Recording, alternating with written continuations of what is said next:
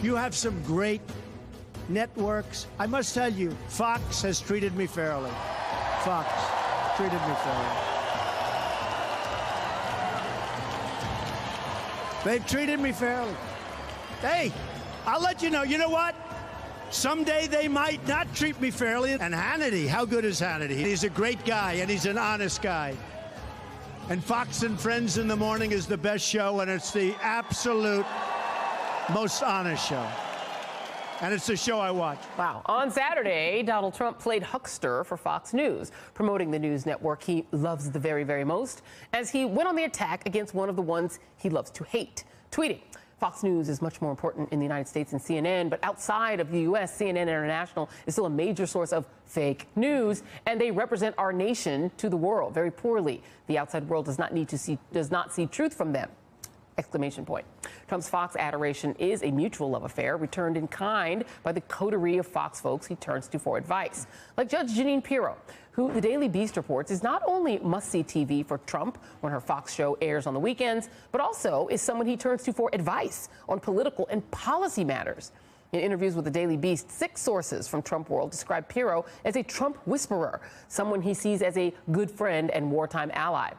And someone, it seems, who can be counted on to reassure the emperor about his fine new clothes. Because according to the New York Times, Pirro recently met with Trump to add a few extra lashes to one of his favorite whipping boys, Attorney General Jefferson Sessions, for failing to heed her call for investigation into conservative media's favorite conspiracy theory, Uranium One. Additional reporting from the Daily Beast revealed that among other topics in the Trump-Pirro tete-a-tete, were a few objects of Trump's obsession: Hillary Clinton, Barack Obama, James Comey, and his claims of media bias, which of course exempts his favorite media advisors because Trump listens to Pirro along with the likes of Sean Hannity, the founder of the National Enquirer, and conspiracy theorist Alex Jones, among others, which means from their lips to Trump's ears, the far-right fringe has moved right into the center of American political power.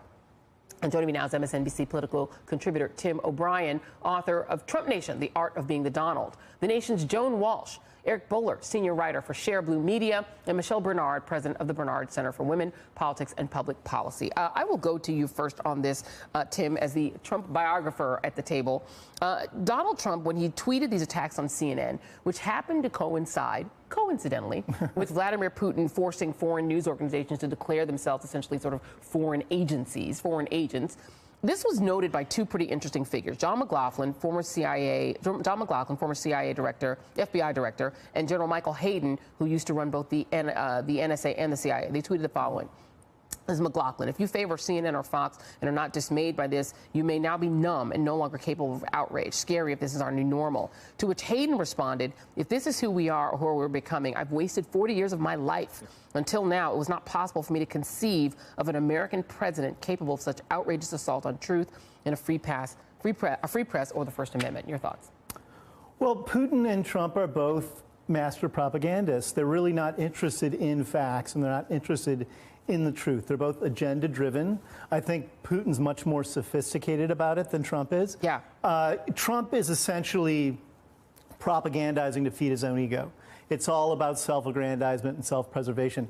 Putin propagandizes to further his agenda, and I think in a very tactical way. Trump is not tactical. He's emotional, and he's deeply needy. One of the reasons I think he obsesses with the media is because he's got this reservoir of need to be the center of attention. I mean, he has in the past pretended to be his own publicist. That's right. In order to plant positive, what he saw as favorable media stories, including about his sexual affairs. Right, that he was a man about town, that he was richer than people thought. I mean, all of this stuff is always a reminder that the president is essentially a 7-year-old grown old.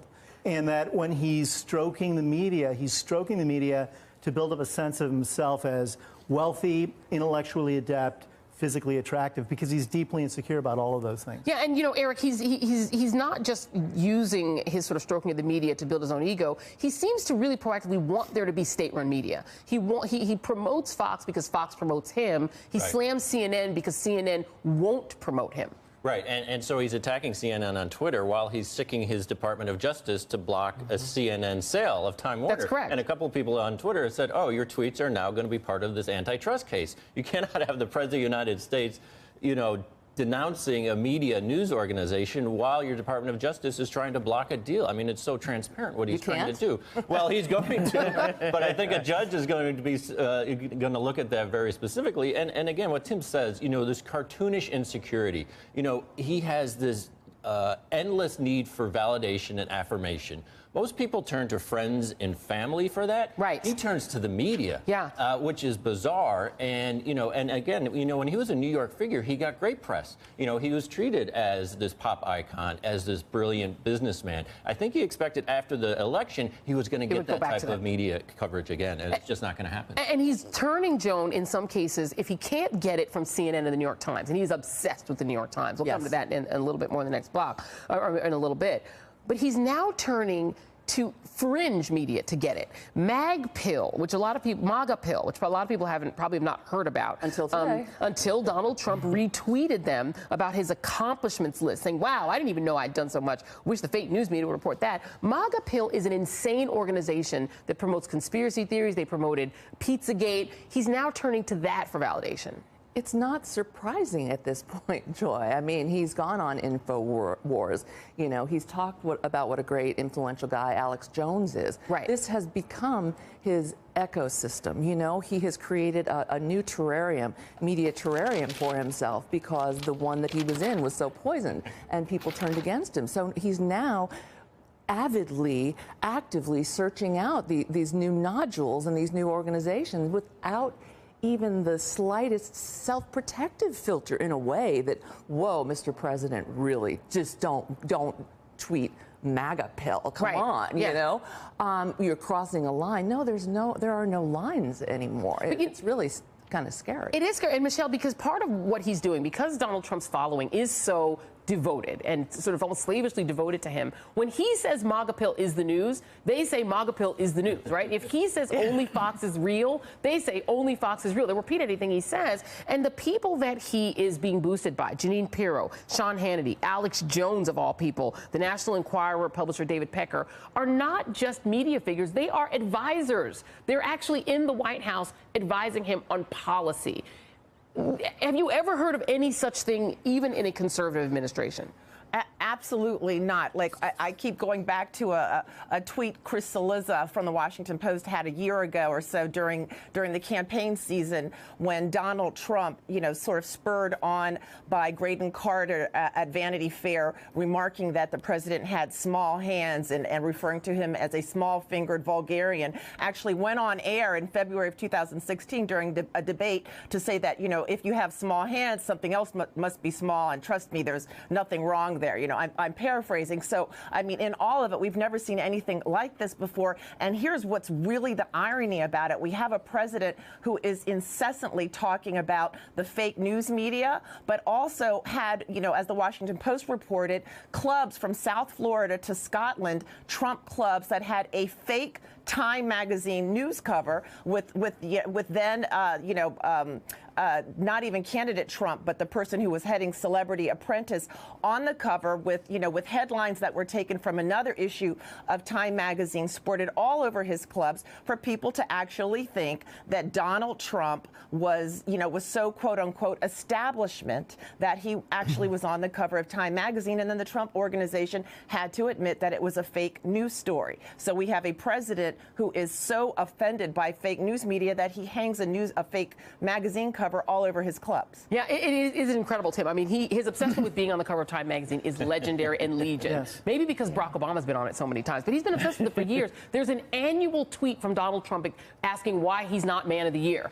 And then this year, he actually pretended that he declined. When they hadn't even spoken to him. And they'd never spoken to him. Right, right. And if you go to his office, his office is wallpapered with magazine covers of himself. Going back to the 1980s, his office is almost like this relic of a 1980s nightmare, which he's never graduated from. The furniture, the magazines, his sense of himself. He wears the same clothes he wore in the 1980s. And he has this sensibility that if you are anointed on a magazine cover, that means you've arrived. It is interesting because, you know, Eric, he has all of these kind of tchotchkes of what he thinks are respectability in Manhattan. Right. And it does feel like that is what all of the sort of gravitational pull is for Donald Trump, is that I need all of these totems. I need an all-gold palace. I need to be on the cover of Time. I need the New York Times to write glowing things about me, because these things check off boxes of what he thinks means now I am respected. Yeah, and again, I think the New York that was his golden era, right? He got great play in the tabloids. The New York Times, I think, kind of rolled their eyes for 20 years with Trump. They kind of didn't take him seriously. Everyone in the business press, except Tim O'Brien, went along with this charade that he was worth $8 billion. So he had it great, right? He had a reality TV show. He had the tabloids. He had the local press loving him. And I think Tim's right. He hasn't graduated. I think when he got to D.C., he thought, we're going to do New York City media all over again. That's right. And it just doesn't happen. And so Jones says he's gravitating to these completely fringe, crazy, hateful sites, and just looking for any kind of boost whatsoever. Right. And still living in New York. He's still essentially a New York media figure transplanted in Washington. Right, but it's not really surprising to me that he has all these media figures now who are his close advisors, because the whole thing is about show and spectacle, and you know, he did get that from the beginning. That's all we're getting. And so it makes sense to me that he wants these people to tell him what they see and how to turn it around and project what he wants them to see and what he wants his fan base to see. It all makes a sort of sense, and it makes a kind of sense that he's insulating himself from reality as reality gets grimmer and grimmer, and people are being indicted. Exactly. And, you know, we're seeing people march in and out of interviews with whether it's Mueller or whether the House and Senate investigative committees. I mean, reality has got to be pretty cold for Donald Trump. Has got to be cold for him. And, you know, Michelle, at the same time, though, Donald Trump is in a lot of ways the prototypical Fox News viewer, right? He's in the age demographic, he's in the ethnic demographic, he believes the things they believe, so he's authentic in the sense that he really does genuinely channel their own skepticisms about the real media being all allied against them, not just him. So I wonder if the fact that you do have this symbiosis that Fox is willing to go along with is actually sort of harmful in a bigger way, because Donald Trump is in a way undermining trust in the mainstream media by saying it isn't real, only this media that's nice to me is real. Well, it's absolutely harmful, because there is a difference between being, quote unquote, fair and balanced, meaning that you actually explain to the American public fact from fiction, versus being, you know, fake in terms of what is fair and balanced. I think there was a study done years ago that I read about in terms of who people get their sources of news from. And if I'm correct, people who get their news source from Fox generally only look at Fox News. Many other people get their news sources from a wide variety of places. If you're looking at one network and you only get a skewed view of what the reality is of what's happening, whether it's in domestic policy or foreign policy or any issue, from Roy Moore and the way he treats young girls, treats little girls, and how Sean Hannity interviews him, for example, versus looking at many sources of news, you're going to have a very, very different view of the reality of the country that we live in. And ultimately, it destroys our democracy and it destroys our republic if only a small fraction of the country really understands what is happening in the world that we live in today. Exactly. And, you know, just coincidentally, that is also something Vladimir Putin wants. You know, I have to bring up the New York Times. We're going to talk about them a little bit in the next block. But the New York Times sometimes, I feel, Tim, feeds back to that and actually kind of goes along with it in a sense, that there is this symbiotic relationship between the two of them. On the one hand, they are they are sort of the New York accountability press, and on the other hand, there is this sort of devotion to kind of giving a nod to Trump and Trumpism. I don't know. Maybe I'm just seeing that. Well, pardon me. I think you know, Trump has always fetishized the establishment as much as he rails against it. He railed against the establishment GOP, but he wanted to be embraced by it. Right. And the New York Times, to him, is the good housekeeping seal of approval. He's a kid from Queens who looked across the river and saw that attention from the New York Times as having arrived. I think the Times is a big, complex news organization. Sure. It has different reporters covering things in different ways. It's not monolithic. I think the Times has led a lot of the coverage recently on Trump. I think there's been good aggressive coverage from the Times. I think in the past, during the election, I think most of the mainstream media was slow to come at Trump as both a serious candidate and to look at his business history in a serious way. Yeah, and I'll throw that to the side of the table, too. I mean, is the media taking Donald Trump seriously yet, or is he still being treated, in a sense, as an object of entertainment? You know, I think it's both. I think that a lot of news organizations, including the Times, are trying to have it both ways, and there are reporters there who do keep a line open to him, and therefore, in some ways, maybe are not as tough as on him as other parts of the newsroom. I mean, I think we see that with television as well. Even CNN, which he hates, I think, has periodically tries to suck up to him, or take his voters more seriously. All the stories we've seen about why we need to understand Trump voters, and no one's going out except maybe you and me, asking black women, why are black women so smart and fabulous that you saw what this man was? 94% of you knew and voted for Hillary Clinton. Where are those stories, Joy? There's no stories of black women looking longingly out the window, Erica, and saying, wondering what happened. Hey, I was one of them. I just want to throw my hat in. Yes, absolutely. I was there. I said, we got it right. You got it wrong. Yeah, absolutely. And a profile of you would be, come on, New York Times. Wake up. Tim O'Brien, thank you very much. Joan Walsh, Eric Boehlert, Michelle Bernard are going to stick around. And up next, the New York Times, the aforementioned New York Times, is being dragged over their really gauzy, weird profile of an American Nazi. Stay with us.